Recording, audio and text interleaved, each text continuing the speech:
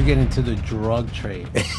That's what I'm talking about. We're going there already? I did not try to get into drug trade. I grew up with certain people related to people that were in the Medellin cartel. You were either a cop or a con. That's it. And a lot of cops were cons. They were like, you want to make some money? So they tested me, brought me in through a house, back door, showed me in. It was like 300 kilos. Oh shit, I need to get that out of here. They tested me to make sure I didn't say anything else. Inside of a semi-truck, and you're unloading bags. Came in, you unloaded trucks, came into Florida. Literally 20 minutes of work. That night, here's 30 grand. Being a cop in Miami in the 80s, whoever tells you there's no corruption in cops is a liar.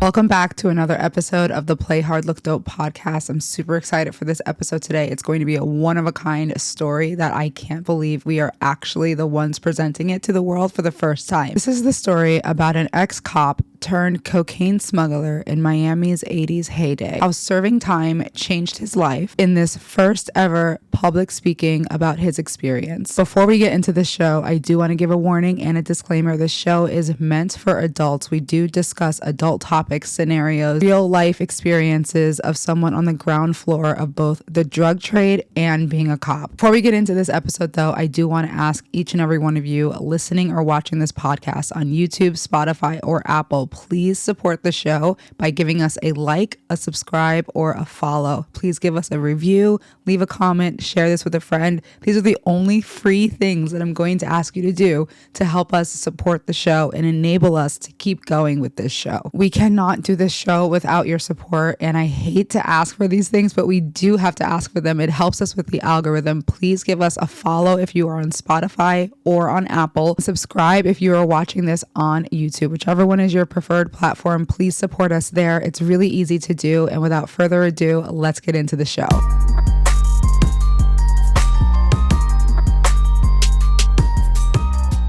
Welcome, Bobby, to the show. My pleasure to be here. We are so happy to have you on here, and this is going to be so enter-fucking-taining. I only do this because of you guys. I feel like this is like the first time you've publicly spoken about your story in its entirety, right? Yes. Oh, God, yes. Let's get into it. How did you make the decision that would change the trajectory of your professional career as a police officer? Wasn't much of a decision, I'll be honest with you. Listen. Cuban immigrant, raised in Miami. I grew up with the people I grew up with. 1980 Miami's was the Cuban crisis, Marielitos, Mario boat lift. It was also the crack epidemic. Miami was hiring cops at 19. Wow. So you got hired at 19. I'd applied on my 19th birthday. I got hired 4 months later. Wow. 4 months later, I was in Liberty City, on the streets, 1982, cop. Same clubs I was going to. 4 months later, I'm sitting in front with a... I couldn't buy a... but they gave me a... I was a cop. 19. At 19, I was a cop. I was a street cop. Liberty City, Miami. Station 2, midnight shift at first. Within 6 months, undercover. You got a promotion. 6 months, street clothes. Never say undercover. Street clothes. CSI, which is street crimes, robbery. And I didn't want to work narcotics. How did it feel to have a gun at that age? I feel crazy. I couldn't buy bullets, but I had. But so was that like a power trip? Did you feel so fucking powerful? 100%. Listen, the problem with is that you have a gun. And once you know you have a gun, you feel invincible because you have a gun. There's a lot of people that should not have a gun. I agree with you. Because they don't know how to act by having a gun. And I will tell you, your chest gets bigger. Yeah. You get braver. Yeah. You know, you don't put up with stuff. And being a cop in the 80s, you don't have to put up with nothing. You don't get tickets. You do what you have to. So you're 19 and you're a cop. Yes. You're feeling invincible. How much are you making a year? They were hiring cops in 1981. $36,000 a year. 36 a year. Right. Plus, if you did overtime, you were ranking in money. You're making decent money for them. Okay. Right. What's decent money? 60, 70 grand a year. Okay. Oh, almost double. You could double on overtime. Right. Working at the grocery stores, working at malls, working at any place. Yeah. You would get a lot of overtime jobs. A ton of time and a half jobs. Right. Cops still do it now. You get overtime jobs. Right. And how did you get the super duper overtime job? How did that come about? No, I got a lot of overtime jobs. I even No, got I'm jobs. talking about how did you get into the drug trade? That's what I'm We're talking going there about. already? We're going there. We're going there already. How did you get into that? I did not try to get into drug trade. I did not try to get in any crime. I grew up with who I grew up with. I grew up with certain people that were related to people that were in the Medellin cartel. My friends growing up, listen, if you grew up in Miami in the 80s, from Miami Jackson to Miami High to Miami Hialeah, we're all Cuban immigrants. We all knew each other. From the Falcones to the Maglutas to George Valdez, who I worked for, to Junior, everybody else. Everybody, Miami was a small town. It's not Miami where you have now. So if you went to the high schools, you knew each other. You were either a cop or a con. That's it. And a lot of cops were cons. This is Miami in the 80s. So it was like interchangeable. Yeah. Listen, I became a cop because I wanted a job. It paid well. I got to do things. A year and a half into being a cop, I ran into my friends that were they were away for a while, doing their thing, building their business. And when I came back and when I saw them by my mom's house, they were like, yo, where you been? I heard you're a cop. I was like, yeah, well, let's go hang out. Next thing you know, you're going to clubs.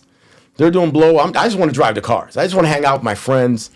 Drive the Mercedes, the Porsches. Let me hang out. These are my boys. I love these guys. At this time, are you a cop when you're telling this story? Yes. Okay, so you're a cop. You're like just chilling out. Yeah. But you're not doing drugs. I didn't do drugs. Right. But you're not on the clock per se when you're going out to clubs with your friends that are doing this stuff. You're just like doing this. I ran to my friends, my mom's house. Okay. Let's go to clubs. Let's go hang out. Okay. Let's go boating. Let's go hang out. There's the same friends you grew up with. Yeah. Right. Now they got boats and cars and Right. vets and Porsches and everything else. And then are you like, how did you guys afford that when I'm driving a fucking No, I knew Ford? what they were doing. They were smugglers. Okay. I dealt with Cuban smugglers, the Miami crew that were bringing in coke into the city. They didn't bring that around me.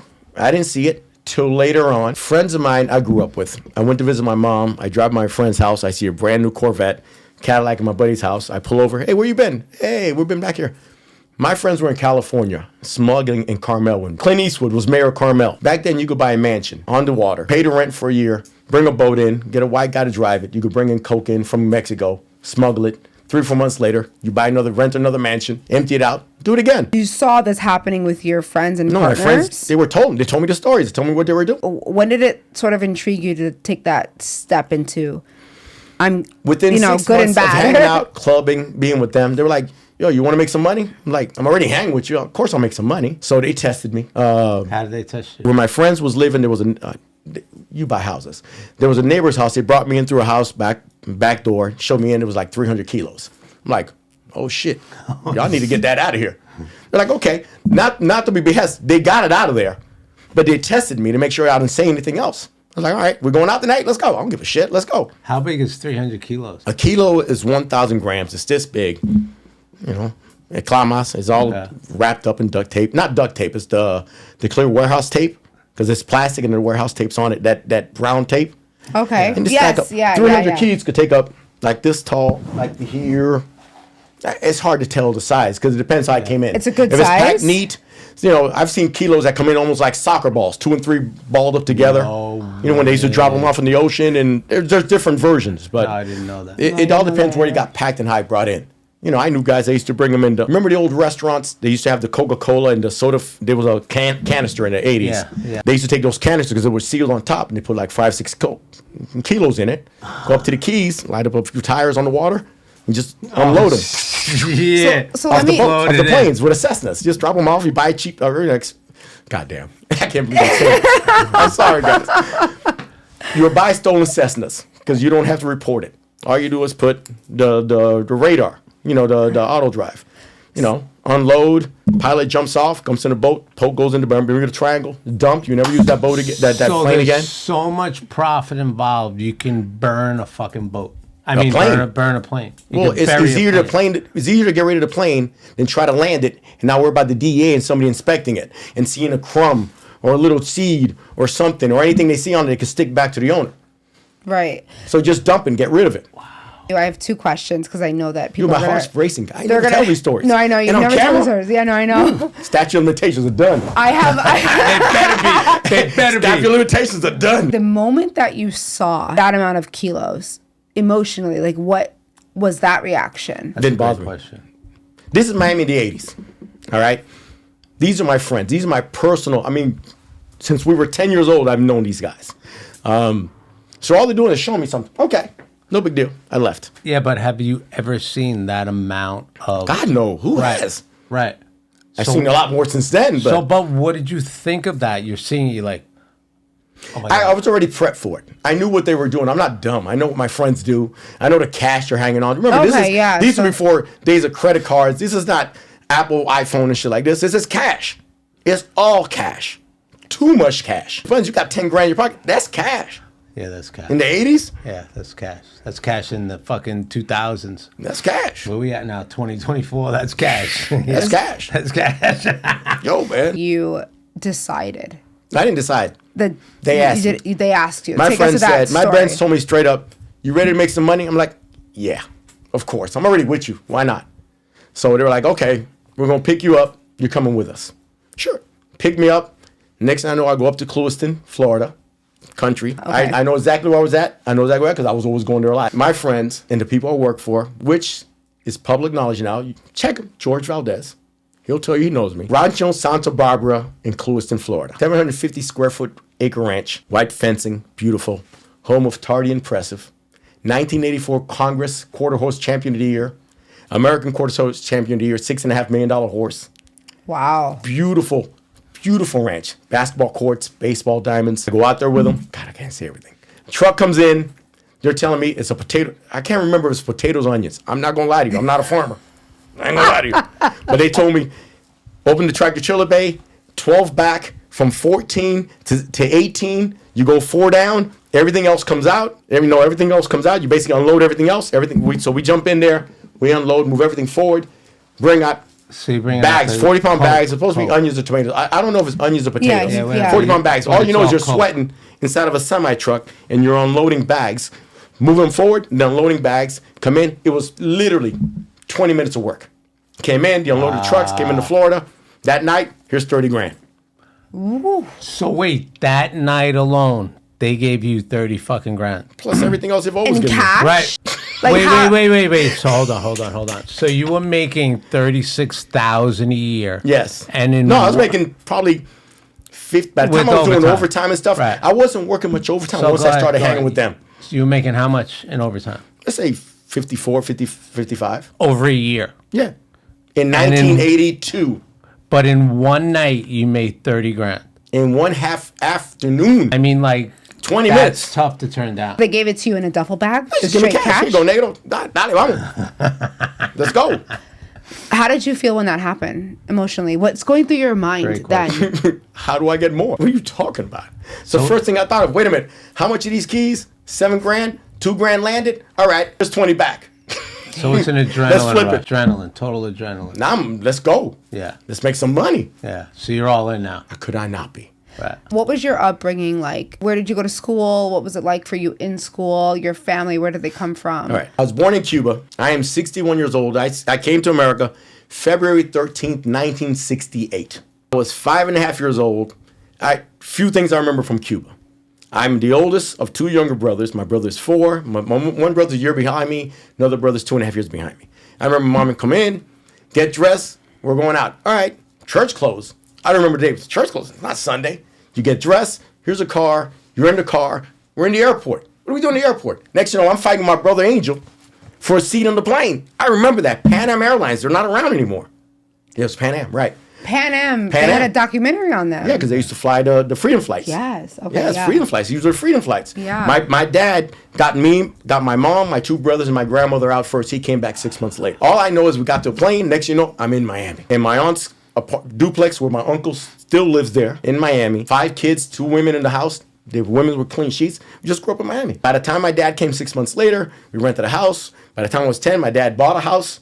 And that's where I grew up in Melrose, Miami, which is, if you ever go to Miami, here's the airport, here's Miami Beach. We're in that area between there. Where people say Wynwood was all Puerto Rican neighborhood and stuff like that. Because I went to Robert Lee School there. They demolished it. But it was the hood. It wasn't Liberty City. It wasn't Calle Ocho, but we're in the middle.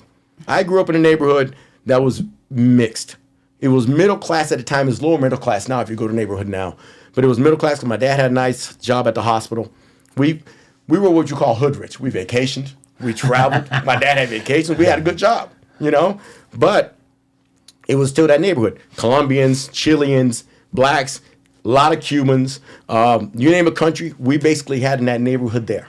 So we it was grew up all with everyone. Hispanics speaking. There was people. also Hispanics. Right, A few Americans. We had a couple white people in our neighborhood, not that many. Right. It was a good neighborhood to grow up with, man. Bike riding, playing a lot of sports, hanging out in the park. Hey, in the 70s.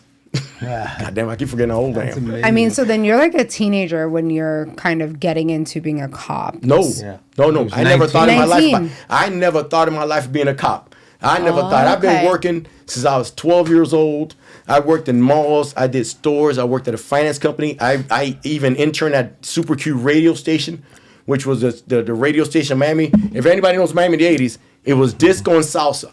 That was the greatest radio station in Miami, period. Yeah. And I interned there from high school. And I used to be there at night mixing tapes when celebrities would come by and do drops and stuff like that. And I make tapes and stuff like that and go to clubs with them because they used to give away a Trans Am every year at different events. Oh, get out. Yeah, and I used to drive the Trans Am to the clubs. Pete and Lenny's on Fort Lauderdale, the Castaways. I was 16 going to clubs because I was driving a car and I had the Super Q jacket and I was having a blast partying my life out. Oh my gosh. Listen, I've been mean my whole life. I ain't gonna lie. Right. I mean, I gotten along. I've been lucky I get along with people and people invite me to things. I got my ass in trouble because I get along with everybody. You know, that's why I know Johnny for 20 damn years. I was gonna say you guys have known each other Guys, for let how me start long? by saying. How Let me start by long? saying, Johnny Nelson and our friend Gary is the greatest gifts my wife has ever given me, other than my kid. I ain't gonna lie. Yeah. These two guys have been my friends since day one. I landed in New York, and most of my adventures in New York has been with this guy. Let me ask you a question then. How did you feel so comfortable telling John that story? Just Because I don't lie. Yeah, but it took years. For years. Well, you know I a little didn't bit know of the it, piece story. to piece. That's how we started getting to know each other more, hanging out. right. But listen. First off, guys, I ain't worried about my story. Statute of limitations. I'm not a murderer. I ain't killed nobody, so it ain't coming out from nothing. You know? And I've been lucky enough that I get along with most 99% of people I've met. Because I don't got time for bullshit, man. Life's too short for bullshit, man. You know? We just want to have a good life. I've never been happier in my life than I am now. That I can do this now. Like right now, right this day. I'm happy now. Happy with my family, happy with my wife, happy with my friends, happy where I'm at. I can't complain, you know? And what am I going to do? I'm 61 years old. What the hell? I'm going to die? What the hell? Just live life, man. going back to that night that you did your first That was an afternoon. afternoon, yeah. where you got the lump 30 sum of 30 cash. grand. Yeah. So it clicked in your mind. You were like, how do I get more of this? Take us from that moment to when it just climaxed for you. Just take us straight through that. It started getting too much. All right, let me just say, I went from street cop to plain clothes in Liberty City. They tried to move me to narcotics twice, which I rebelled every single time because these are my people. I know everybody. To me, being a cop, first off, let's understand, being a cop in Miami in the 80s, there's a shit. Whoever tells you there's no corruption in cops is a liar. Miami was the most corrupt place in the world. Murder capital, and even cops were the most corrupt in the world. I, being a cop, wouldn't drive all the way down to the Homestead station because there was a station out there with these white boys. Man, they rip you from top to bottom, didn't care who you are. They strip your car from top to bottom looking for drugs, even if you were clean.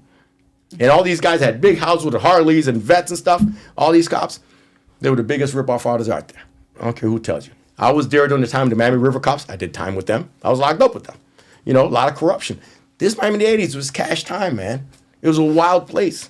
It was a wild place. Music, Miami's coming back. South Beach is growing, you know? You have Club Z, which ended up being, then became Decos, then became Mansion. Where Mansion is at now, used to be a movie theater, a single movie theater. In 83, it was turned into a nightclub, Club Z. Huge club. Beautiful. Club New.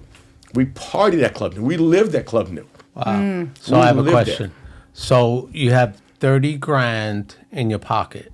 Yeah. And now you're going to work the next day. Yeah. Like, how are you? You're at work and you're talking to your co-cops and shit, and you're like, dude, like, how do you feel? I felt the same. You don't feel like, dude, I could fucking buy you guys. I mean, how do you feel? No, I don't look at it that way.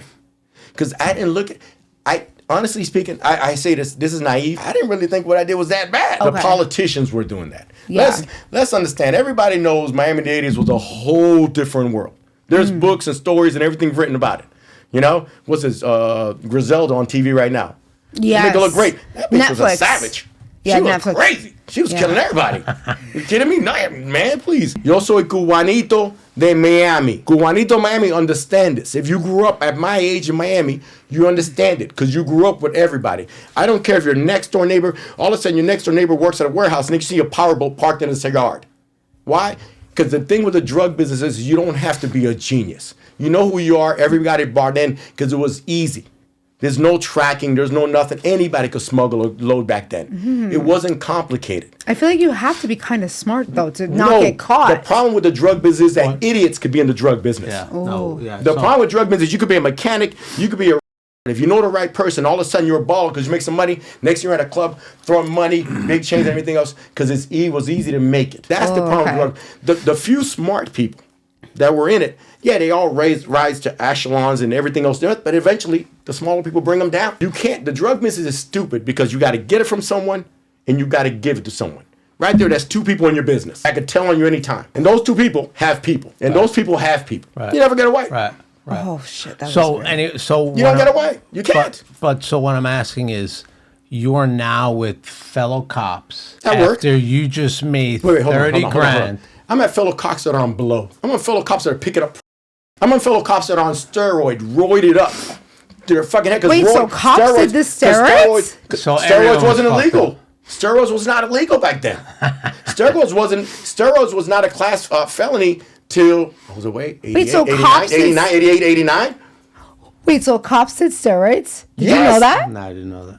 We talk cops in the 80s, you will see them, they be bulked up. I had two cops in my division. These two guys were like 6'4" each, and these were like 300 pounds, all roided out their minds. And when they get out the car would lift up like 5-6 inches. It was those mercury. And these guys were vicious, crazy son of bitches because they were roided up all the time. Yeah, pimples and all that stuff. Roids wasn't illegal then. Oh my God. Steroids were not illegal back then. I didn't know that at all. So now you got your 30 grand. What happens after the first? Do you go shopping? Do you stuff it in the... Oh, don't get me wrong. Like, tell me how... shopping. I was living in Bal Harbor. Let us know. I was living at the Gucci store in Bal Harbor, brass boot. Tell us how the shopping went. The day late, I was going to Flair and the Falls Village. I having all my shit custom made. What you talking about? I was looking pretty. I like fashion. I was looking pretty. Was looking now, good. did anyone just was anyone suspicious of that, or they did you Miami, care? Don't be suspicious of everybody. Yeah. It's Miami. Guys, it's not like it's now. Everybody knew each other there. You know, Miami was very small back then, especially in that circle. You couldn't go 2 steps from not knowing somebody else. If you sold a car, you knew somebody you sold it to. You know what I mean? Everybody was a hookup. You're buying houses, you're paying cash for houses because the construction guy's going to build it for you. You know? So what's your second deal? Narcotics. You get your first 30 grand, then what? Yeah, how did you keep going? I took those 2 keys, gave them back money. They flipped them for 2 of them, so I made more profit on the next one. What does that mean when you say you flipped? Explain that. They were getting me 30 process. grand. I gave them 20 back because I know what keys were costing. This landed 9 grand, 7 grand in Colombia, 2 grand in America. So I give them 20. That's 18. All right, I got a cushion there. I could get those 2 keys that are costing me now 10 grand. I could sell it for 27 in Miami. So you were selling. One of my great friends, is still in Miami. Still in the music, promotional industry. I don't know if I want to say his name. No, don't say his name. But then again, he doesn't care. This son of a bitch loves me. But he was one of the biggest in the hood in Miami. Biggest. And I'm not talking Ike. I'm not talking Bo Diddley. But I know who they are. Believe me, I was at the grand opening of Heart of the City. Y'all don't even know. But my man, which is to this day is one of my best friends, we were moving a lot of weight through him to the city. So the keys that I came through me, I could move straight to the city, straight to him, and he could sell at a profit that I'm not getting just as wholesaling. So I had a direct connection to the street. And I didn't have to touch it. I didn't have to open it. I didn't have to cut it. I never sold an ounce. I never broke it down. Just movement. To the middleman. That's all. I didn't use it. I didn't do blow. I didn't need it. I'm already hyper enough. And you could trust because you knew that they were already in the industry. You could trust that whoever you were going to go to. I don't think you would be in jail if you could trust. No. This guy trusted. I'm trying to have people understand how you felt so comfortable as someone in law enforcement to do what you were doing. Most people that knew me, and I'm talking about from cocaine smugglers and dealers that I would go to the same clubs, hang out because they knew who I was with, they didn't have a problem with me. I am not that guy. They knew me as a kid. They even knew me as a cop and stuff, and they didn't have a problem with me. I've never had problems. Even when I got locked up, I didn't have problems. I'm not a stick-up kid. I'm not a snitch. know what I mean? I'm not an asshole. I get along with you. These guys knew me from then, hanging out the clubs, meeting people, same girls, same dating, same everything, same high schools and everything else. It was all gay. Yeah. And someone could always vouch for you. And I had very high people vouching for me. At the height of your dumb shit. Let me say, height of my dumb shit. Because I call it dumb shit. On the height of your entrepreneurial stuff. Yeah. Mm-hmm. What were you doing? I mean, I'm understanding like sinking planes and girls and parties and crazy. And how much money? Crazy. And how much money were you, like, take us to the height, the climax of that. Okay, I will say this. From bringing in, on an average, on consignment, I had at least 40, 50 consigned to me at a time, all right? 250, 300 easily, every 2-3 weeks. No. Well, the feds took all that money. Bro, but so the feds kept all the money. Wait. So you were making like $250,000 every couple of weeks? Once a month? At least a month for at least a good... So... I can tell you right now, a good 8-9 months, because you would take a month off, you break it, you know, heat's coming on, shut your ass down, you know what I mean? And where would you put it? It's in the hole, it's cash. Different houses, and you build safes. You put the bars on the ground, you build a safe in the ground. So this is like the Netflix movies and stuff that we see. Like, you were literally you had custom furniture built where you could have stash houses. You could move stuff around to have stash. You would buy a house. You would gut the floor. You would take it down to the concrete. You would dig a hole. You put a safe in. You put rebar. Lay concrete on top of it. Have a little safe on top so you could get to it. So somebody couldn't come in and rip your safe off. They'd have to take the whole floor off. God damn. Oh, hold on. So wait. Back then, all right, we're talking 70s. I wasn't in on the 70s. I am second generation Miami smuggler. Connection from another connection. I wasn't the guys that were the original people bringing it to them. Those are the older generation, you know? But I got connected with those guys because everybody knew everybody. By the time I got in, kilos were down to 25. 32 depends on the height, to 25 that you could do street sales. And because I was unloading them onto the hood, I could still sell them for 28, 30, 32. Let's be honest. I needed a break because I'm confessing the shit I never thought I confessed to. Please.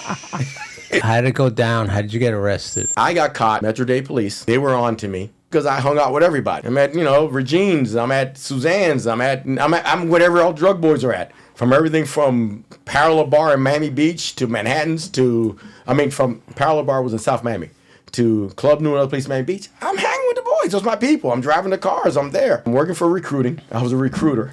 You're a cop recruiter. I was a cop recruiter in my last job with the police. Wait, so how long into your career as a cop did you become a cop? Guys, I was only a cop 4 years.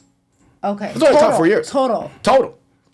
6 months street, a year and a half uniform, almost 2 years, a year and a half plain clothes in Liberty City. And then from there, I transferred to recruiting. So now you're recruiting cops. I'm a recruiting cop. Are you recruiting crooked cops? I was giving a test. I gave a few tests away. I ain't gonna lie. They were hiring everybody. You knew me, I'd get you a job. No. You're gonna put me there. I'm gonna take care of my friends. Oh my God. I gave my little brother a test. I gave the guy that ended up snitching on me, I gave him the police test. His dumbass with the answer still failed. Talk about the guy who snitched on you. Well, so you now have been successful in both your career as a cop, doing the job that you were hired to do. Yeah. You have now done a dirty cop's deed, essentially. Guys, let me just say, I'm good at what I do. Right. If I do something, I'm good at it. So you've done both, though. Yeah. You've done both now. Mm-hmm. And it's been about 4 years. Mm-hmm. And you've done the shopping. 2.5, 3 years in the drug game. 2 years. Let's say 2 years in the drug game with my friends, which it was just my friends. What was more fun? I got to tell you. Yeah, I got to tell you, it's weird. The drug game is fun because you're doing all this extra stuff. But being a cop, come on, man. Being 21, being a cop, I had a smoked out badass Corvette. I was going to every club. I was hanging out in Fort Lauderdale, going to every place. It was fun, man. Wait, so how did you go to all those places? Like, did you just show what do you mean? Like, most cops don't live that life. Yeah, so. Well, I did because first off, there were times when I didn't want to party in Dade County in Miami. So I'd go to Fort Lauderdale. I'd take off to Fort Lauderdale. I would fly up to New York. All right, so hold on. I was flying up to New York. I'm calling bullshit here. Were you getting into these fucking clubs because you were a cop? If I give your doorman $100, you getting in. Okay, so then. What are you talking about? That's the easiest room. Easiest rule in the world is you give a slip of hand.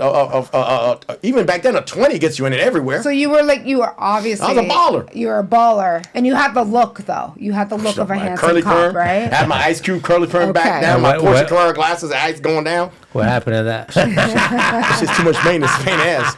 Well, so now in the span of like 4 years, you have basically you've done the right thing, you've done the wrong thing. Yes. You've done the wrong thing to an exponential. You're not doing the right thing being wrong. The wrong thing being right. Right, no, yeah. I mean... There's gray areas everywhere. Okay. Oh, you did a lot of the wrong thing. Did a lot of the right things. I saved people's lives too. Shit, I was a good cop. I saved people in fires, on shootouts.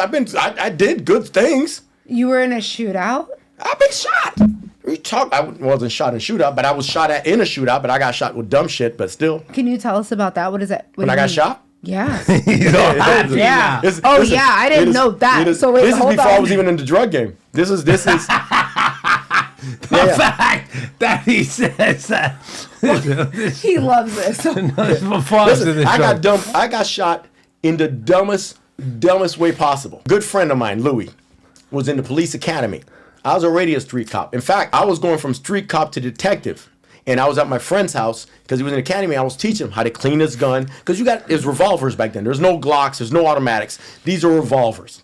All right? You'll see the picture of me in a revolver. 38, Smith & Wesson 38. So I was teaching to get a kid. But at that time, I had a bunch of guns. I had my nice stainless, beautiful 38. I had a Dan Wesson 357 that used to come in a case with an 8-inch barrel. The Dirty Harry. That big Dirty Harry gun. Huge as shit. Had an 8-inch barrel, a 6-inch barrel, 4-inch barrel, a 2-inch barrel. Came in a case. And I remember it had that 357 beautiful, and it had this beautiful Bianchi case. And I was teaching my friend how to clean guns. You got to clean it. You had a gun cleaning kit. Like that, yeah. You have to go inside, yeah. So I remember I put the gun back into the holster, and I put it up on his cabinet. And I'm in his house. I remember his mom works for Cedar's emergency room. And while I'm sitting there, I'm on the phone with another cop friend of mine, detective, because I'm going to borrow his van, because I'm literally moving to a friend's house with 2 other cops. We're moving to a big place in Liberty City. Wait, so hold on. Sorry, Carroll City. So you guys are moving. You're not moving kilos. No, we're moving. I wasn't in the dope game yet. This is moving from one place to another. And as I'm sitting there, I'm on the phone with this guy, and I'm in his bedroom, and I'm like this on the phone with the other guy, and I look over. Remember, there's no cell phones. You're on a landline. And I look over, and my buddy Louis got the gun in his hand, and I hear click, click. And I'm like, I look over, I'm like, that's a stainless gun. I know he has a blue one. Oh shit, that's just loaded. And I ducked. And as soon as I ducked, shot went off. Came in right here, came out right my back. No right here, right there. Clean. Shit. Clean. Happens. I laid down. All I know, I remember he jumped on me, goes, Bobby, please don't die. And I'm like, motherfucker, I'm gonna kick your ass. You shot me? You shot me, you son of a bitch. These are cops. No, he's in the academy. He's not a cop. He's in the academy, yeah. His mom works in the emergency room from Cedar. She ran into a room. She came in. Here comes the police. Here comes the ambulance. Everything comes in. Police show up at this guy's house. The ambulance comes in. And I'm like, yo, I could walk to the ambulance. And they're trying to get me in a stretcher and shit. I started laughing because I'm telling Louis, just tell me the truth, man. You're laughing while you've been shot. I know I'm not dying. They didn't hit no vitals. All I felt was a little burning. I'm like, yo, you shot me? I really didn't know. Oh my goodness. So I got fired because he lied. He goes, he didn't know it was loaded. He lied. He goes, dude, just tell him the truth. It was an accident. It was a simple, dumb accident. Yeah. He didn't know I reloaded and put it up there. It was a simple, dumb accident. But he lied. And so they dropped him. So next I'm in the hospital for 3 days. My family comes in to visit me and everything else. Oh my God. Oh yeah. I didn't see a doctor until the 3rd day because they did all the x-rays. They knew it was in and out. It was clean. Shit. And I remember this story. I had 2 guys who were in my academy class. This is how fucked up Miami is. One of the guys ended up being the police chief of Golden Beach, Miami Beach Police. Hanson, I can't remember his name, but he was a police chief of Miami Beach Police. The other guy was Teddy MacArthur, both in my academy class. Teddy MacArthur was one of the top narcotics cop in Metro-Dade. He's in prison now because killing his wife. I think they tried to give him the chair or electricity. Yeah, Teddy MacArthur. So that's not legal. No, you kill your wife. His wife Pilar. I remember because I knew his wife. They came to visit me at the hospital. I was in there. And I had a girl on me. You had a girl with you in the hospital? In the bed. I was good. Bed. Shit, going at it. You were having sex? No. When they walked in. No. In the hospital? Listen, I'm my kids. I don't mess around. Did you know this? No, I don't. How the fuck would I know this? Well, you've known each other for so long. I don't know that. I don't tell these stories. I don't remember these things. You were having sex in the hospital. Yeah, I can't even tell you the girl's name, but I won't because she's married and still a friend. But no, we won't. But You had gotten shot. Yeah, but that was 2 days ago. I'm just laying in the hospital now because I want to go home already. What the okay.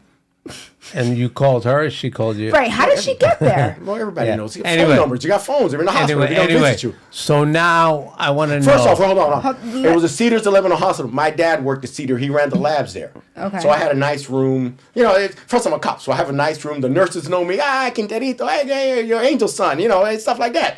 So I was lax. And because I had nothing really, they didn't care about me. So I come visit. Come on over. These suckers came on their shift to visit me like 11 at night. Yo, what you doing? Oh, Bobby, sorry. So you just like had it taken care of then? It was good that it didn't hit no bones. I didn't hit no arteries. It didn't do any damage. Literally, I have a hole here and a hole in my shoulder. It didn't even hit a bone. If I didn't look up, I would have been dead. But if I were whoever decided to fire your partner or friend or whatever, I would have kept him because he didn't hit any bones. Well, he didn't mean to shoot me. His dumb ass. He has great fucking aim. No, he doesn't have great aim. I mean, wait, you think they should keep him because he aimed at me? He didn't aim at me. Well, but he didn't. He was just doing this. He inadvertently in his hand, and it I mean, he could shoot a kneecap. Though. He wasn't aiming at me. Oh, okay. No. He saw the gun. He was just playing with the gun. He was like, "Oh, that's I like your gun." crazy. Boom, boom. And next thing you know, he did like this, and click, the thing was loaded, and he hit it.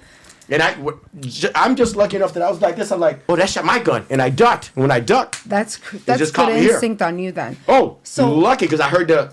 I'm like, "What's that?" And I looked over and I ducked. That's all it was. How did it sort of come to a head for you? Like, when did it start to not go so well? I was being followed. I was being watched. All right, by narcotics. Okay. Metro Dade, same department, Metro Dade Narcotics. They heard about me. They were following me. I was on suspension at the time because I got in a fight. Right, we used to race ATVs back where Dolphin Stadium is at. We used to race ATVs out there.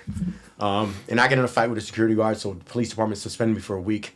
So I was at my aunt's, and I was supposed to be at, you're supposed to stay home. You're suspended with pay, so you got to stay home from the hours you're supposed to work, then you could leave afterwards. Yeah. But back then, also, if you had a cell phone, they can't trace you back then. You understand? These are the years when you can have a fax machine with a landline, and you could send everything from Columbia back, and they couldn't trace it. So fax machines were $4,000 a piece, and you have to have a dedicated line with that crazy noise. The good old days. Wow, wow. Yeah, you have to have a dedicated line. Everything came on thermal paper. It was thermal paper. Right. And then after it came out, you would see the plans, everything else, and you could just toss it. Wow. But they couldn't intercept it. And cell phones also, they really couldn't accept it because there weren't enough cell towers everywhere.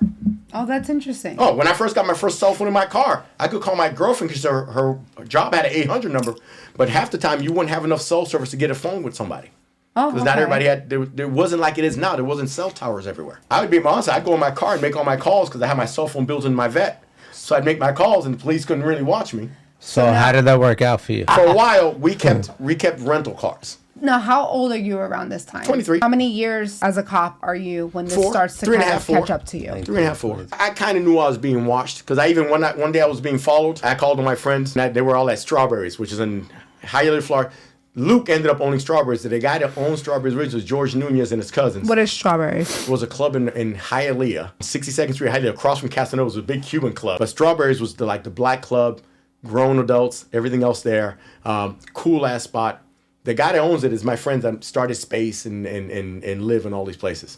And I remember I was going through and in my phone, I told all my friends, yo, y'all step outside. I'm going to pull through, because it was a big parking lot. I'm going to pull through the parking lot, and you're going to see all these cops follow me. And sure enough, they came out and they saw these cars follow me, and they just stood in the way like, hey, what's going on?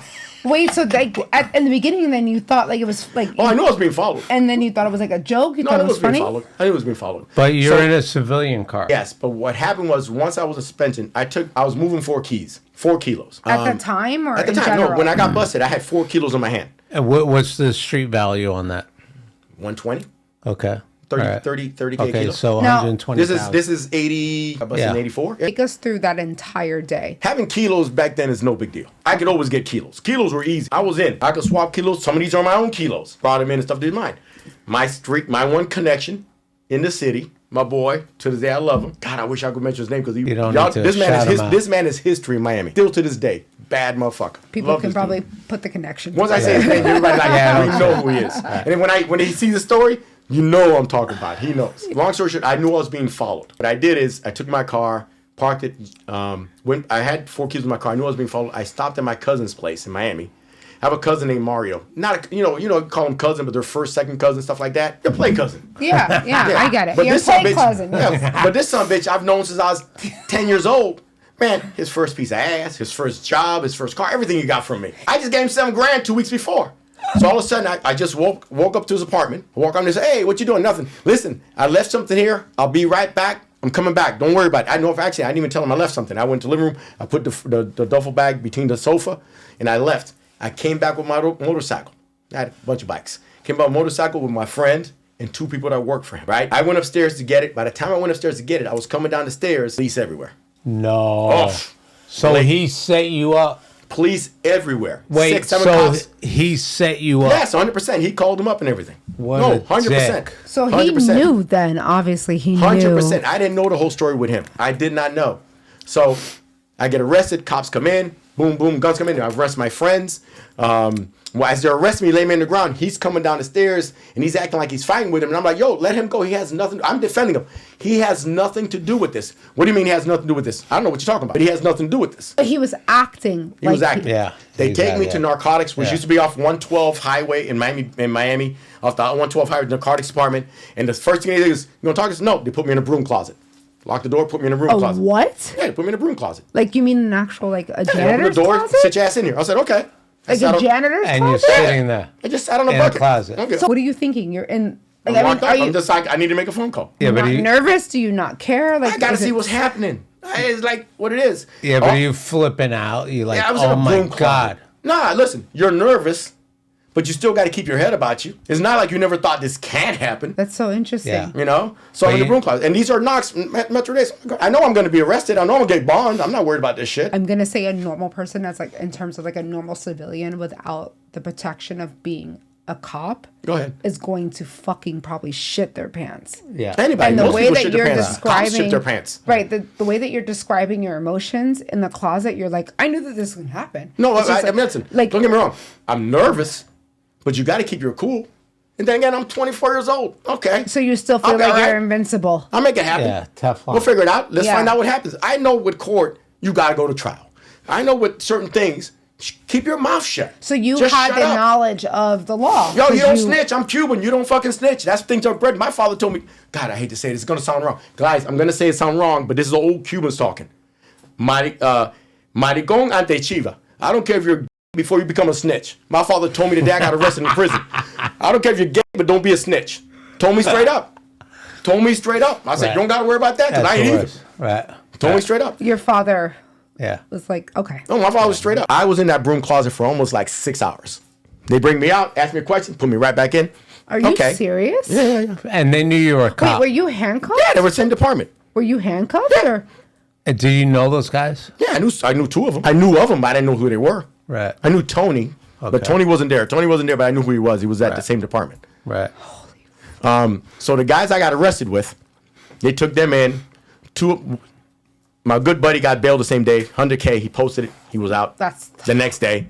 When they finally took me to county jail and put me in. Next day I get up, going for a bond hearing. Like all the attorneys, you're sitting there. The attorney's got to stand up, and I'm here for Quintero. And all you hear is, we're having a problem. The judge goes, why?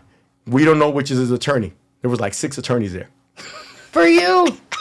Wait, because All my wait. friends spent attorneys. Right. So Everybody all the sent an attorney. cartels sent attorneys. My friends all sent attorneys. So this is like the real life. I was already locked up. It was the next day going to bond hearing, and my bond was $1 million. And I had 5 attorneys. They came back, and then another attorney came in. And he came in and goes, listen, for now, at least I can represent him for his bond hearing. And he goes, just doesn't matter. He's $1 million bond. You're a cop. You can't pay $1 million bonds, even though I could, because it's only $100,000, and you could walk out. But pay $100,000 in bonus and bond in cash. You're guilty. You don't have $36,000 a year job. You can pay $1 million in bond. You can't. You're guilty. So what happened? So I spent 9 months in the county jail. No. On the 9th floor. Don't get me wrong. Listen, I was on the 9th floor, segregated area with the Miami River cops. Listen, you want some characters? I had Danny Farris, which is the guy that was on 60 Minutes that used to write checks, that bought a gym system for the prison. Wait. He used to write all these counterfeit checks. He was a hitman that killed a guy and that got executed. They have a whole Wait, obvious special on him. Really? Listen, Yes. I had And he was one of your guys. That's my boy. What are you talking about? We even did we threw a party for my niece on her birthday that he did all through forged checks while we were locked up for her. He was so good. He bought the gym set for the prison. I've stolen credit cards and shit. Do they put the name in like cement in the prison? Like, no, I don't know. But Danny was my man. I also had Manny Pardo, which was the hitman Sweetwater cop that he got executed because he killed a bunch of people and stuff. Crazy fuckers. Oh, I had the Miami River cops. Those are my bunkies. The head guy. God damn, I haven't thought about him so long. But the main one is that Arturo? No, not Arturo. Him and his father fled for like 7 years. Or America's Most Wanted. That was my bunkie for like 7 months. Super cool dude. Love that dude. So now you're essentially with them for 9 months. Yeah. Back and forth to court and everything else. And like, what's that like? Because there was a section with all these cops and stuff, all the correction guys were cool. Had the lady attorneys come in and take you down for interrogation where you get a room and... No, so you're fucking the women attorneys. You got food coming in the restaurant. Because as long as you take care of the guards back then, you get everything. So you had female attorneys coming in. Yes. My buddy had a female attorney and she would bring girls that I knew and do the like your attorney legal aid, and you get a little private room. You take care of what you got to do. Well, what was the point of the person They're getting coming to see get laid? Oh, I thought it was like an interrogation. Are you kidding me? Are you fucking kidding me? Ebony, my family will come to visit, and Danny, because he had no family, he would put down my family on his list. So when my family come visit, Danny would come down with us, and they would bring my niece. My cousin's niece would come in, and he would have the baby bottles, but the baby bottles full of vodka. So Danny would sit in the corner and drink vodka while we were visiting with the family. He was like, oh, happy, and shit like this. Oh. Those are the good old days. That was the county jail. Downtown like Miami, you're not 12th even, Street. you didn't even get sent away. I was found not guilty. By the time I went to trial, you gotta understand, first off, my attorney, Shelby Highsmith, look him up, old redneck state of Florida circuit judge. I didn't meet him to the day of the trial. Damn. His partner, Larry Strauss, Ron Strauss, which got Mercury Morsoff, big drug dealer attorney, Coconut Grove, he would come and see me, we'd talk about the case. By the time that attorney, we did opening statements in my trial. And I'm talking about, I had 8 cops testify against me. I had Mario testify against me. So your own cops. You had your own cops. Yeah, testify against me. That I caught him, I saw this. By the time we went to trial, we subpoenaed, we depositioned each one of these cops 1 and 2 times. You can't give a story being a cop all the time that you're going to remember everything. Right. You can't. Right. And by the time you double them a couple times, you're going to find inconsistency with this guy to this guy to this guy to this guy. And even the hardest one, which is the hardest cop that had everything to point, he goes, I saw him directly. But luckily for us, we had film. An investigator came in the next day, took a picture of the crime scene where I got arrested. And the guy goes, I was standing right here, but there was a chain link fence with all weeds and stuff on it. He goes, if you could see through weeds, made him look like shit in trial. Shit. My cousin, the guy went up on trial, made him look like shit in trial. Made him look like guilty. Long story short is, not guilty. I left prison that day. Showed up the next day in the prison with my vet convertible with a bottle of Perrier Jouet, floor bottle like this. I had the guys looking out the window and I was like, yeah! Get the fuck out. I had a Cadillac vet, beautiful vet. 6 months later, got caught in a conspiracy. This guy on the phone, I'm gonna get it from this guy. Bob, you know this guy? Sure, go ahead, do it. Boom. I got pulled up in the conspiracy state charges. Wait, so 6 months later, I got arrested again. You got arrested again, but like... I should have stopped. My dumbass didn't learn. Tell us... I'm a dumbass. I didn't learn. Well, tell us, if you got caught 6 months after being let out, did you go back to what you were doing? 100%. Tell us about that. Listen, the whole time I was locked up, I was just mad I wasn't making money. The whole time I was in prison, I was pissed off that I was making the money my people were making. I'm not gonna lie to you. I was hooked to the money. So you couldn't wait to get back out and make fucking money. First off, I wanted to get out. Right. I didn't know how I was gonna get out. I didn't know if I was gonna do time. Right. But I knew it was a state. It wasn't gonna be that serious. I could pay your way through. But once I got acquitted and I came home, okay. Wait, hold on. Wait, I'm gonna give you a better story. Wait. Did you feel more Teflon when you were acquitted? No, because I knew I was being watched. I knew they didn't want me. I knew they were mad at me. Dude, I beat him. I'm a black Cuban and I beat him. Are you kidding me? They're coming after me. My dumb ass was too stupid to learn. Walk away. That's when I should have just packed my shit and left Florida. When you got out financially, would you have been okay, like career-wise? Could you have gone into something? First off, the police department had to pay me on my back pay. Wait. No. Wait, so you went... Oh my God. They had to pay fucking... $26,000. He's never said this before. Dude, you made that in a fucking day I got it better for you. My friend, that one I can't mention, I had to go to my attorneys. My attorney goes, hey, they returned all your property. The duffel bag, the stuff, your jacket that they took from when you arrested, they returned all your property. And when they returned my duffel bag, all the plastic bags, the evidence bags that housed they returned those bags too. Not the but the bags that housed them. So when I got home and I started opening, my buddy was with me. He goes, watch this. And he took the plastic bags and stuff, and he took a credit card. And he started he scraped out almost 2 grams off that thing. He goes, I'm getting up on the police today. And he did. Off the plastic evidence bags. I knew it. They're so fucking stupid. Crazy. Cut that out. No, but Ebony, I swear my kid scraped it off. I'm like, all right. I'm like, imagine if they caught me with this, they would arrest me all over again. But they just gave me this. What did they do with all the they fucking stole from you? But that was later. Come on, police stole from everybody. What are you talking about? They still steal from everybody. Now Now I'm home. Now you're home. Now I'm home. What's happening? I don't have a job. Okay, tell us. No, I don't have a job. I'm ex-cop. I don't have a job. I got offers jobs to be detectives with different companies, private investigators. That's good. Yes. My dumb ass didn't want none of that. Why?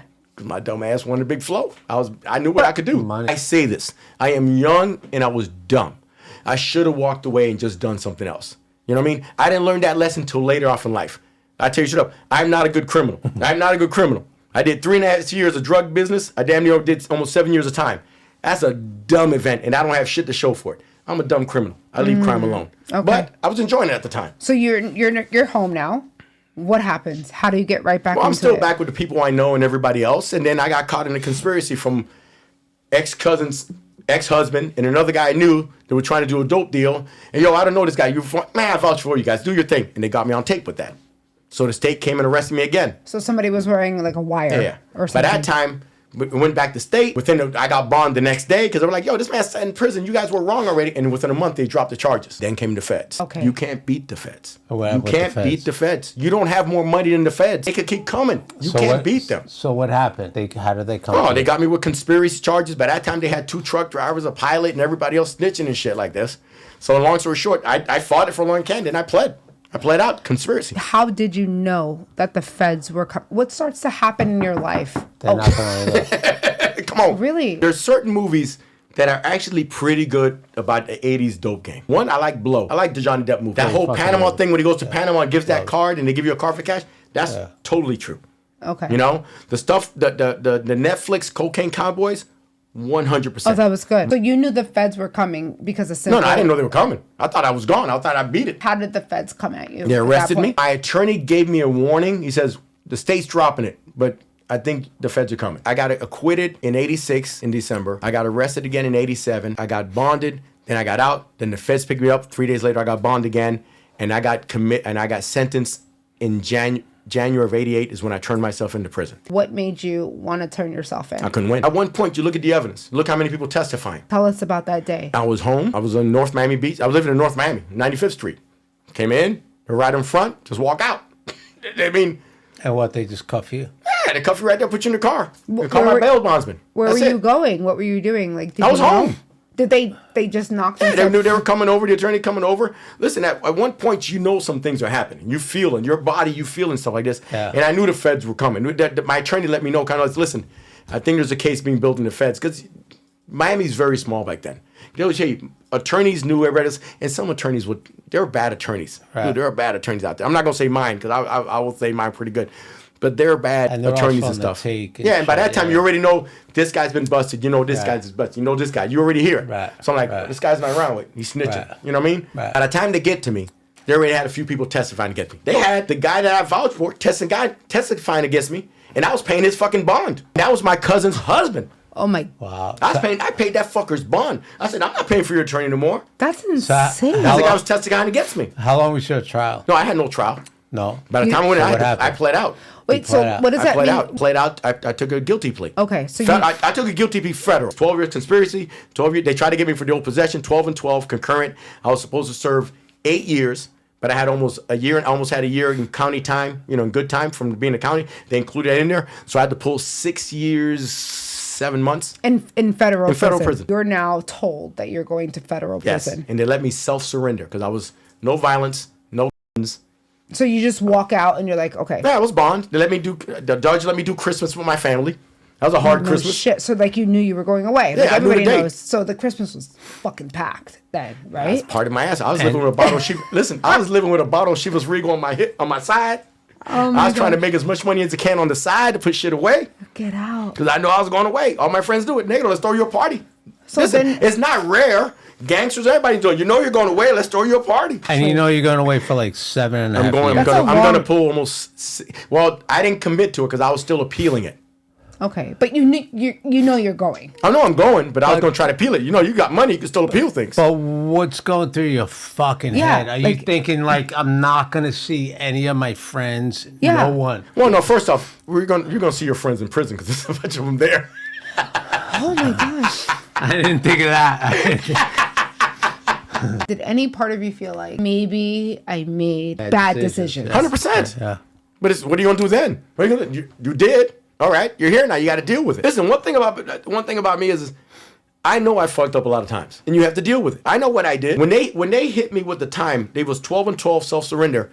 All my friends were like, yo, man, come to Colombia. Meaning like leave the Just States. like leave. Yeah. Just I like, can tell my friend I have 5-year-old choice. Come to Colombia. No, I'm a black Cuban. You're going to pick me up tomorrow. I ain't going to Colombia. I'm just going to do my time. I learned my lesson. I knew where I was going. I knew where I was sentenced to. I knew the time I was going to do. I know the hookup I had going where I was going. So I wasn't fearing it.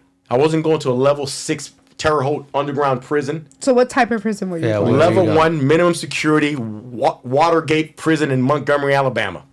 And how did they decide that? Just no violence. Okay. No violence. And long story short is you could request it. Your attorneys could request it. The right attorneys, right violence. The judge I had put me to it. The guy, my patron that I was working for at the time, already hooked me up over there and stuff like that. Because when he went there, he married a base commander's daughter. He's like, I got it all set up right now. This was a level 1 minimum security, no fences. It's an Air Force base in Montgomery, Alabama. And it's a training base. But if you go all the way back to the side of the bases, there's these hedges, there's these couple houses, and then behind there's a federal prison by the Alabama. There's a river, Alabama River. You want to get a boat and leave, you can. You could just jump a fence, hedge, and go. Oh my gosh. Tennis courts, racquetball, wood shop, hanging out. I went to college while I was there on the Air Force base, on military base. I worked troop support. Well, so those are the best 7 years of your life. Wait, this is when you're in prison. Yes. Okay. These are the best 7 years of your life. So let me just. Man, you're still in prison, dog. I don't care. Right. I don't care. But listen, once you have guards, they are mentally challenged correctional officers working for the Bureau of Prisons. And once you're locked up, and you have to listen to a guy that is mentally challenged that couldn't get a job at Hardee's, you know this is not for me. Really? When I got you telling me when I got to go to bed, when I got to get up, when and I got to listen to you, I don't need to be here no more. I was locked up with the governor of Virginia, the people that were in the PTL scandal, a lot of Wall Street guys, a lot of I was locked up with literally Wall Street people. I learned. I read every day. I was reading a book a day. I was talking to guys. I was learning stuff. Because you're dealing with a whole cross-section of people that did wrong. Some will go back to it, some won't. I made a point that people I hung up and still friends with, we ain't going back. What was the impact on your family? See, that's why I'll never go away again. Because they did the time, not me. Ooh, wow. That's my mom did the time. That's real. Not me. Oh, my God. My family did the time, not me. Wow. I'm going to be okay where I get. But they not being me around, not me being around and worrying about me, they did the time. Did your mom come visit you? Yeah. Oh, yeah. My mom, girlfriends, family, everybody came visit me. I tried not to get them to visit me. And luckily, I have very, very, very good friends that would drive up with their friend. I have a friend, one of my best friends, Frankie Regalado. What's up, Frankie? His wife and his family drove up every other weekend from Miami to Montgomery, Alabama. And would drive other families up with them to see them and visit them. Every other weekend. They drove my mom up, my sister, my ex-girlfriend Evelyn. They drove everybody up. They were phenomenal. These are my family to the end of this day. And they should have never been there. And those two people that said they got caught up in the drug game just because prosecutors want to take property and shit from people. Did you have any children during this time? No. Were you married, significant other, nothing? Okay. Girlfriend. Okay, girlfriend. And we stopped that while I was there because I was like, yo, that's it. I'm gone for a while. You got to do your thing. So what was the day-to-day life in a federal prison like? Well, I was at a level 1. Like? It's different. Yeah, First off, we worked on the Air Force base. Level 1 prisons are put in military bases because you do all the work. You're underground, you're in the warehouses, you do the cleanup. I worked at troop support. Where I was at in troop support is where you would order, it's a warehouse. Had a dry warehouse, had a freeze warehouse. It was right next to the BX in the base. And you would order the food, not only for the prison hospital, for the prison, for the Air Force base, for another Air Force base that was 20 miles away called Gunter Air Force Base, another Air Force base in Montgomery. We ordered the food from that one. So I would order all the food, have the deliveries brought in, and then, I ran the warehouse, the shipment for everything coming in there. Wow. And for when Desert Storm happened, a third, almost, I could say a fourth or fifth of that food came from my warehouse. Because I was stocking planes, everything's coming, ordering from there. No way. So Montgomery. You were in jail during Desert Storm? Yeah. Oh shit! Where I was sitting was looking at an airstrip.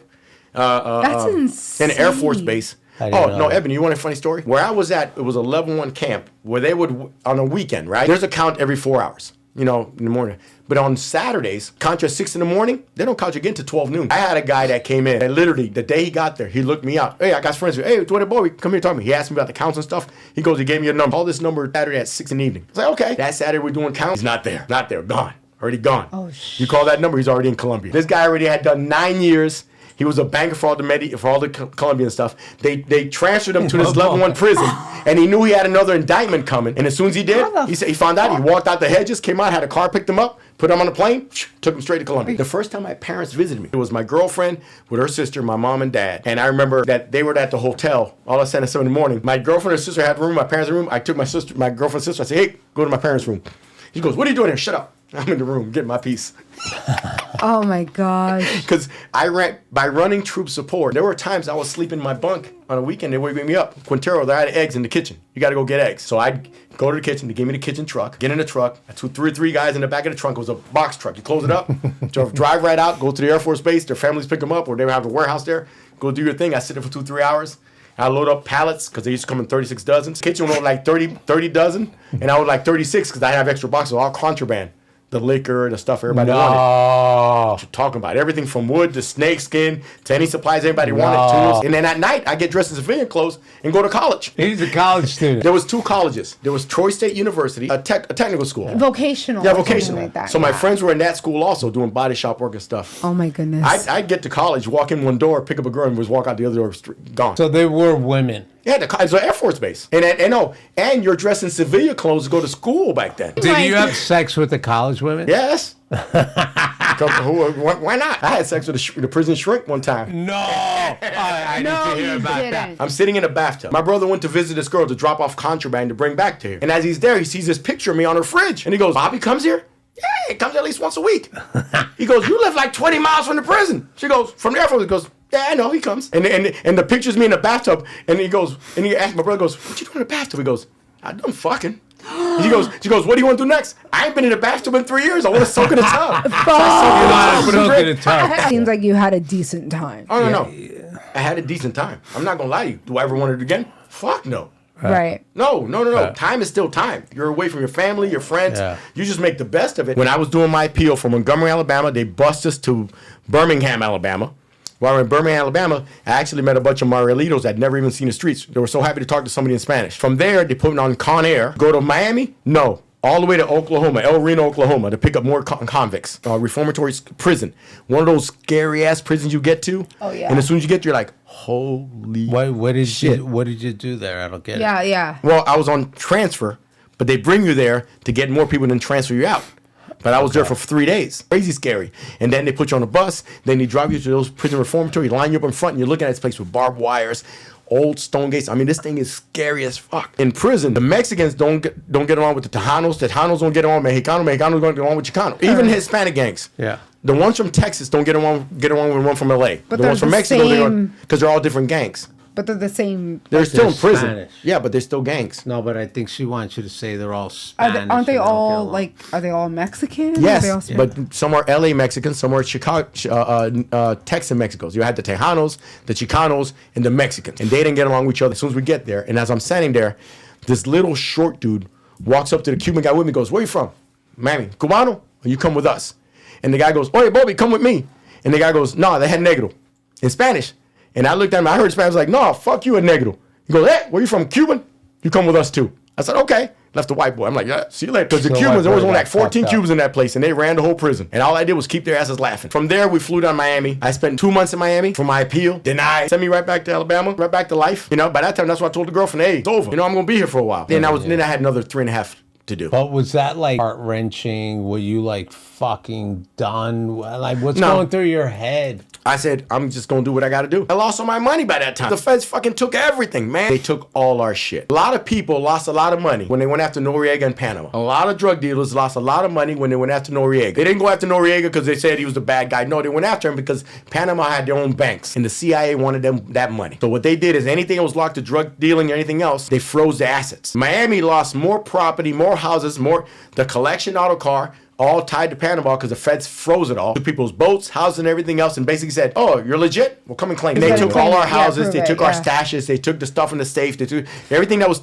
We had everything tied through one car, through a boat, through a leasing company that we had done through an agent there. And when they went after that guy, he snitched all these accounts for everybody. You know, the banks, that whole card, and the CIA took all that cash and everything else. That's the only time I cried. That's the day my brother called me. I was like, "Oh shit! All right, got to start all over again." Because I figured I'd have a nest egg. I was planning on living on Fort Myers Beach. We had a house there. I was going to move right over there, just chill out, live life. And that was just shattered.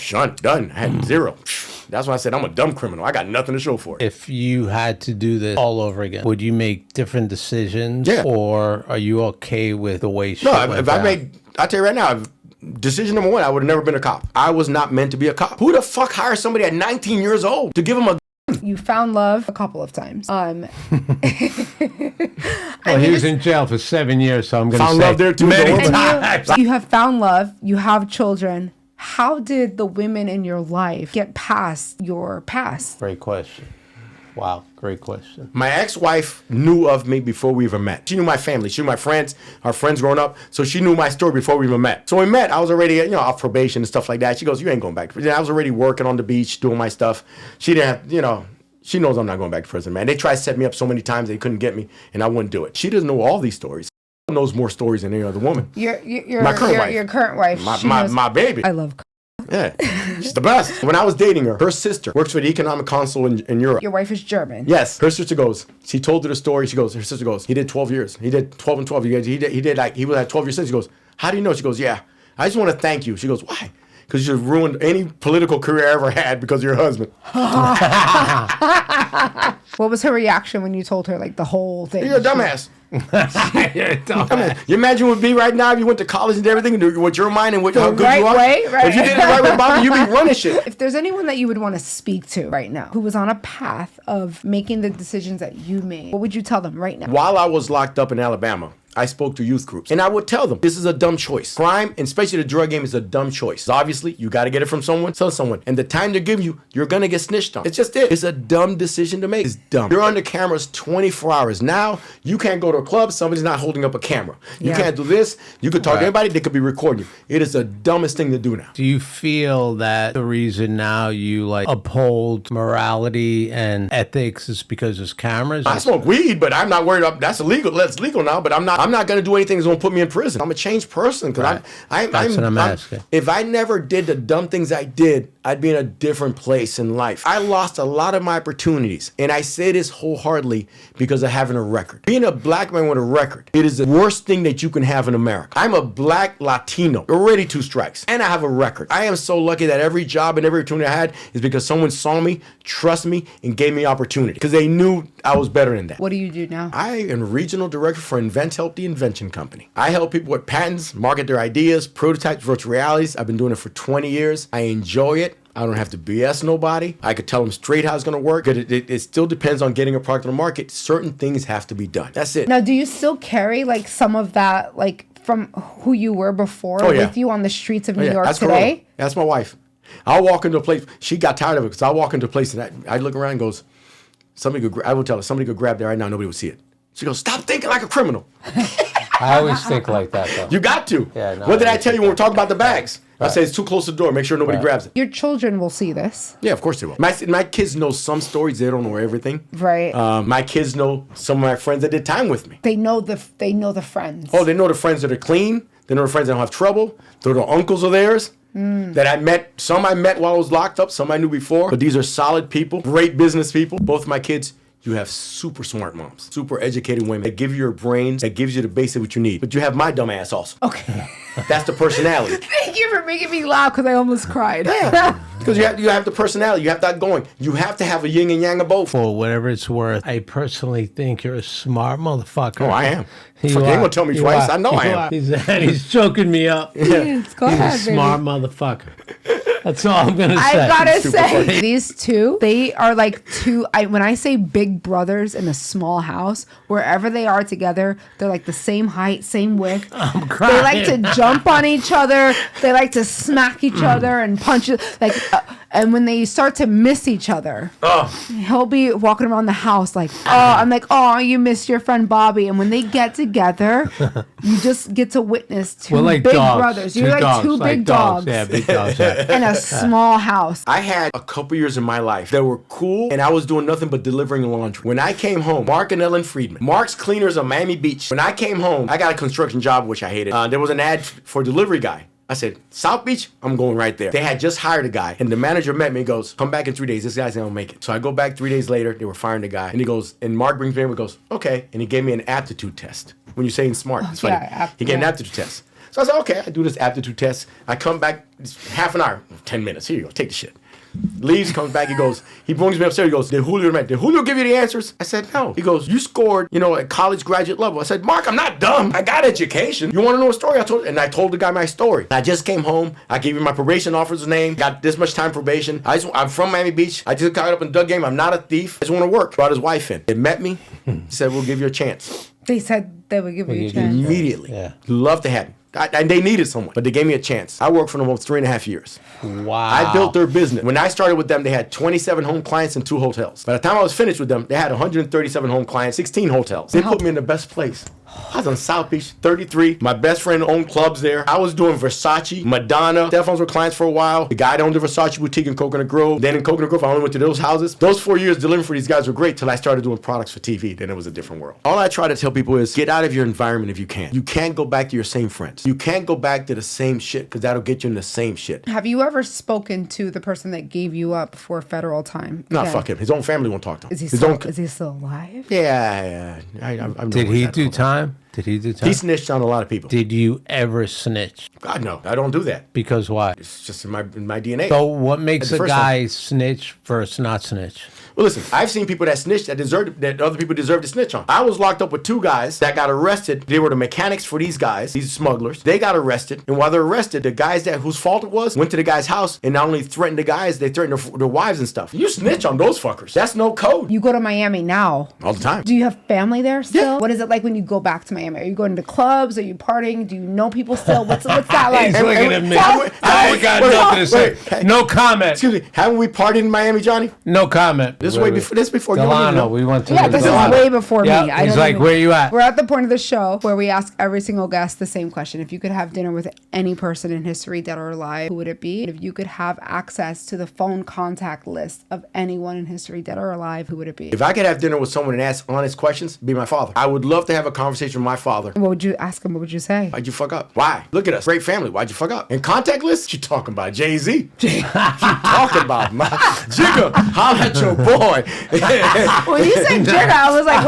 wait, what? Any last things that people can expect from you in the coming months, coming, weeks? Where can they find you? Where can they find your story? Are you planning to write a book? What's going on? My wife is on my ass since day one to write a story. To write some of the stories. This is one of the reasons I did this, first off, only because I trust you guys. It's not easy doing this. I'm sweating here. I do want to document some stories. I ain't getting no younger. They might as well be documented. And the fact is that there's not a thing I can tell you guys that I can't get you a witness for and document at this point. Period. Drug game and everything. Thank you so much for coming on and telling your story. I honestly feel like this is the first of many times that you tell your story and tell stories within your story and publish stories. Yeah. It's one of the most fascinating stories I've ever heard. Life is beautiful. I only do this because the love I have for you guys. And in truth, the hell I got to hide. Statute of limitations been done. Bobby is one of the sweet. I'm so happy to know a heart like Bobby's. And when you combine his heart with John's heart and watch their friendship, they love each other so much. This is such a special episode for us. I hope that you guys enjoyed this episode. I thank you so much